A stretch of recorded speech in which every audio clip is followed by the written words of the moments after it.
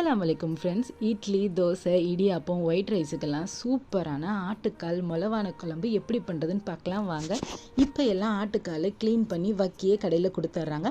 மேலே உள்ள பிளாக்கை மட்டும் கத்தி வச்சு சுரண்டி எடுத்துகிட்டு ஒரு ஸ்பூன் அளவு கோதுமை மாவு போட்டு நல்லா பிணைஞ்சு கழுவி எடுத்துக்கோங்க. அதுக்கப்புறம் மஞ்சத்தூள், ஒரு கைப்பிடி அளவு வெங்காயம், ஒரு பச்சை மிளகாய், கருவேப்பிலை, ஒரு 5-6 இலை புதினா, ஒரு தக்காளி, ஒரு கைப்பிடி அளவு கொத்தமல்லி, இது எல்லாத்தையும் போட்டு நல்லா விரவி எடுத்துட்டதுக்கப்புறம் ஃப்ரெஷ்ஷாக அரைச்சி வச்ச இஞ்சி பூண்டு பேஸ்ட்டையும் போட்டு நல்லா விரவி எடுத்துட்டு ஒரு செம்பு அளவு தண்ணியை குக்கரில் ஊற்றி இதையும் போட்டு ஒரு 6லேருந்து 7 விசிலை நல்லா விட்டு எடுத்ததுக்கப்புறம் இப்படியே பெப்பர் போட்டு கூட சாப்பிட்டாலும் இது சூப்பு மாதிரி இருக்கும்.